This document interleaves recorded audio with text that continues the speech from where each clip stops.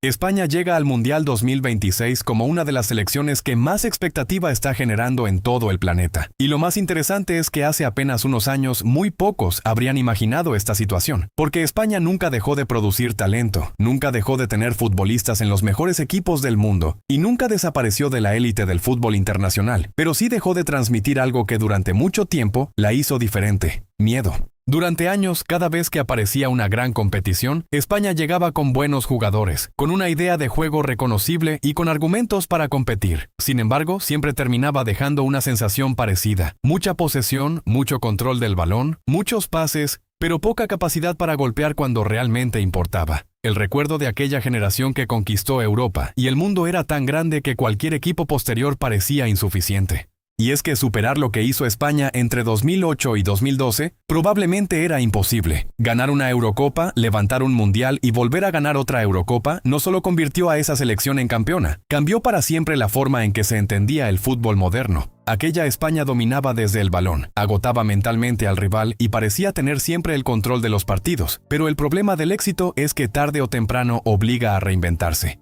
Después del Mundial de Sudáfrica llegó un proceso que muchos interpretaron como continuidad, pero que poco a poco empezó a mostrar señales de desgaste. En Brasil 2014 ocurrió uno de los golpes más duros que ha recibido un campeón del mundo en la historia reciente. España quedó eliminada en fase de grupos y el mensaje fue claro: el fútbol había cambiado más rápido de lo que parecía. En Rusia 2018 hubo momentos positivos, pero nuevamente apareció esa sensación de que el equipo tenía la pelota sin lograr traducirla en superioridad real. En Qatar 2022, la discusión explotó definitivamente. España dominó partidos enteros, acumuló posesiones larguísimas y aún así volvió a marcharse antes de lo esperado. Para muchos aficionados apareció una pregunta incómoda: ¿España seguía jugando para ganar? ¿O estaba jugando para mantener una identidad que ya no funcionaba igual que antes? Mientras otras selecciones evolucionaban hacia equipos más verticales, más físicos y más agresivos en transición, España seguía apostando por controlar absolutamente todo. Pero el fútbol moderno empezó a demostrar algo incómodo: controlar el balón ya no garantiza controlar el partido. Y entonces empezó a pasar algo diferente. Sin hacer demasiado ruido, apareció una nueva generación que no rechazó la esencia española, pero decidió reinterpretarla, porque esta España sigue queriendo tener el balón, sigue valorando la técnica, sigue priorizando el juego asociado, pero ahora también quiere correr, quiere atacar espacios, quiere acelerar, quiere castigar errores, quiere llegar rápido al área, y ahí nació el verdadero cambio. Jugadores como Rodri comenzaron a darle al equipo una estructura mucho más equilibrada. Pedri aportó inteligencia y control entre líneas. Nico Williams introdujo velocidad y desequilibrio. La defensa empezó a rejuvenecer con perfiles más agresivos. Pero entonces apareció alguien que terminó cambiando completamente la percepción del mundo sobre esta selección: Lamine Yamal. Porque hay futbolistas que mejoran equipos y hay otros que cambian narrativas. Yamal pertenece al segundo grupo. Con una edad en la que muchos jugadores todavía buscan minutos, él ya juega con una naturalidad que parece fuera de lugar. No recibe el balón para conservarlo, lo recibe para provocar algo, para romper una línea, para eliminar rivales, para obligar al defensor a tomar decisiones incómodas. Y cuando una selección que históricamente dominaba desde el control encuentra además un jugador capaz de romper partidos individualmente, empieza a convertirse en algo mucho más peligroso. Eso es exactamente lo que está pasando con España. Por primera vez en muchos años, este equipo ya no transmite únicamente orden, ahora transmite amenaza, y eso cambia completamente la conversación, porque antes España llegaba a los torneos para competir. Hoy empieza a llegar con algo mucho más pesado: expectativas. Ya nadie espera que haga un papel digno. Muchos empiezan a preguntarse si realmente puede volver a ser campeona del mundo. Y ahí aparece el verdadero desafío. Porque el talento está, la idea está, la generación está, pero ganar un mundial exige algo que no aparece en ninguna estadística: demostrar que cuando llegue el momento más difícil, esta vez España no volverá a quedarse corta. Ahora toca responder la pregunta más importante de todas: ¿por qué esta España parece tan peligrosa dentro del campo? Porque una cosa es tener nombres importantes. Otra muy distinta es tener una idea de juego capaz de competir en un mundial. Y cuando analizamos esta selección con detalle, empezamos a entender por qué tantos analistas la colocan entre las candidatas más serias al título. Lo primero que llama la atención es que España ya no juega como aquella versión extrema de posesión que dominó hace más de una década. Durante años existía la sensación de que el equipo buscaba controlar absolutamente todo, incluso cuando el partido pedía otra cosa. Había encuentros donde España terminaba con más del 70% de posesión, pero sin generar verdadero peligro. Tenía el balón, pero no siempre dominaba. Esta versión parece haber entendido algo fundamental del fútbol moderno. La posesión solo vale si sirve para acercarte al gol. Hoy España sigue queriendo el balón, pero ahora lo utiliza de manera distinta. El objetivo ya no es dormir el partido. El objetivo es mover al rival hasta encontrar el momento exacto para atacar. Hay más cambios de ritmo, más agresividad y más intención de llegar rápido al área cuando aparece el espacio. Y gran parte de esa transformación tiene un nombre, Rodri, probablemente el futbolista más importante de esta selección, porque muchas veces el protagonismo se lo llevan los extremos o los jugadores ofensivos, pero el funcionamiento de España empieza por él. Rodri es el equilibrio entre el control y la velocidad. Es el jugador que decide cuándo acelerar, cuándo bajar el ritmo, cuándo presionar y cuándo darle pausa al equipo. Lo más impresionante de su juego no son solamente los pases, es su capacidad para entender el momento emocional del partido. Hay futbolistas que juegan bien. Rodri hace jugar bien al resto, y en un mundial eso puede marcar diferencias enormes. Delante de él aparece otro perfil que representa perfectamente la evolución de esta España, Pedri. Porque si Rodri organiza, Pedri interpreta. Es el jugador que conecta líneas, que encuentra espacios donde otros no los ven y que le da sentido a muchos ataques. Durante años, España tuvo centrocampistas técnicamente brillantes, pero pocas veces encontró uno que mezclara creatividad con tanta inteligencia posicional. Sin embargo, aunque el mediocampo siga siendo el corazón del equipo, la verdadera revolución aparece más arriba. Porque durante mucho tiempo España tuvo una crítica constante, le faltaba desequilibrio, le faltaban futbolistas capaces de romper partidos, y ahora probablemente tiene una de las bandas más peligrosas del mundial. Por un lado aparece Nico Williams, velocidad, potencia, 1 contra 1, y capacidad para atacar espacios. Nico representa algo que España no siempre tuvo, profundidad constante.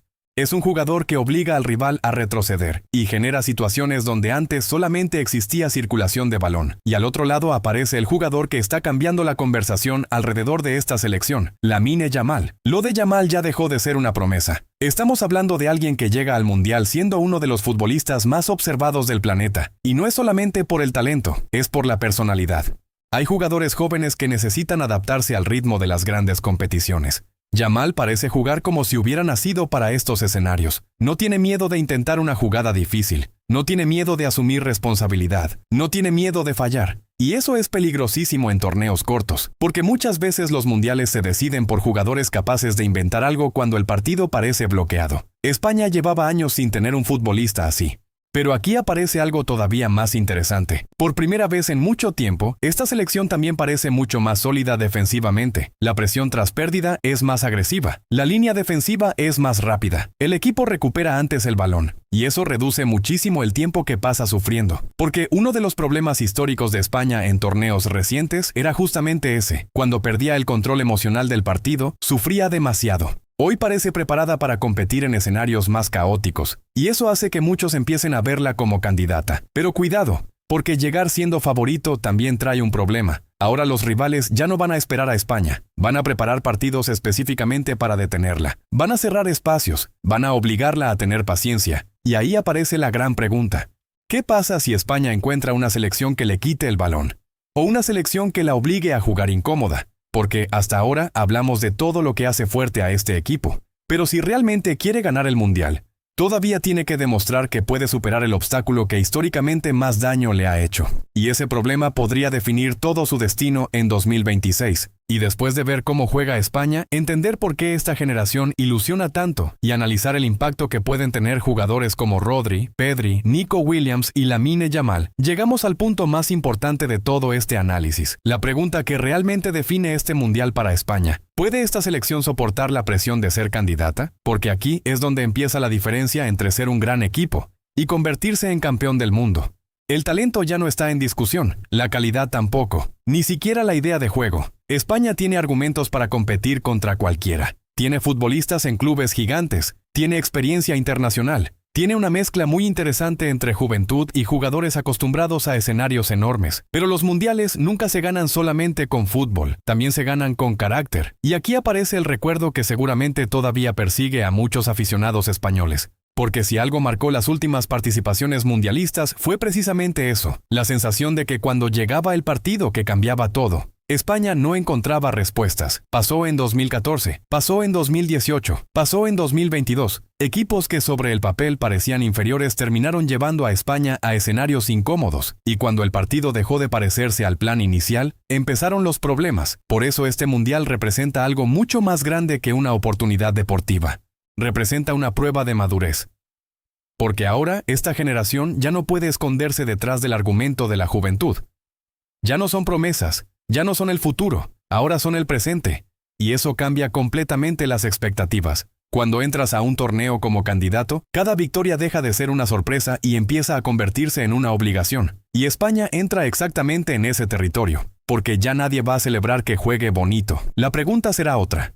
¿Puede ganar cuando el rival se cierre atrás? ¿Puede remontar si empieza perdiendo? ¿Puede sobrevivir si una figura tiene una mala noche? ¿Puede jugar un partido donde tenga menos posesión? Ahí es donde empiezan los campeones. Porque normalmente imaginamos que un mundial se gana jugando bien todos los partidos, pero casi nunca ocurre así. Los campeones son los equipos que sobreviven cuando juegan mal. Argentina lo hizo en 2022, Francia lo hizo durante años, Alemania también lo hizo. España todavía tiene que demostrar que posee esa versión. Y ahí aparece el jugador que probablemente simboliza mejor esta incógnita, Lamine Yamal. Porque el mundo ya empezó a construir expectativas enormes alrededor de él. Y cuando eso ocurre en una Copa del Mundo, la presión se vuelve gigantesca. Pero también puede ser una oportunidad, porque todos los mundiales terminan creando una imagen. Pelé en 1958, Maradona en 1986, Ronaldo en 2002, Mbappé en 2018. Siempre aparece alguien que deja de ser una promesa y se convierte en símbolo. Muchos creen que Yamal puede ser ese jugador en 2026. Pero el fútbol también enseña otra lección. Un jugador nunca gana un mundial solo. España necesitará que Rodri sea el líder silencioso. Necesitará que Pedri encuentre soluciones. Necesitará que Nico Williams mantenga el desequilibrio. Necesitará que la defensa soporte momentos difíciles. Y sobre todo, necesitará que el equipo entienda algo fundamental. Los mundiales no premian al equipo más espectacular. Premian al que resiste más. Y justamente ahí está el verdadero examen. Porque si esta España consigue mantener su identidad cuando lleguen los partidos grandes, si logra combinar talento con personalidad, si consigue jugar con la misma libertad cuando aparezca la presión, entonces sí. Podríamos estar viendo algo mucho más serio de lo que parece.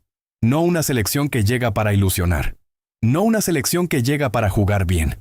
Sino una selección que realmente puede levantar la Copa del Mundo. Y eso hace que este equipo sea mucho más peligroso de lo que muchos imaginan. Quizá España todavía no sea la favorita número 1. Quizá todavía existan selecciones más probadas. Pero ignorarlas sería un error, porque las generaciones históricas normalmente empiezan igual. Primero generan curiosidad, después generan respeto. Y cuando el mundo se da cuenta, ya están levantando el trofeo. Ahora te pregunto a ti, ¿España realmente puede ganar el Mundial 2026? ¿O todavía le falta algo para volver a ser campeona del mundo? Déjalo en los comentarios, porque una cosa está clara. Esta España ya no quiere recordar el pasado, quiere construir uno nuevo.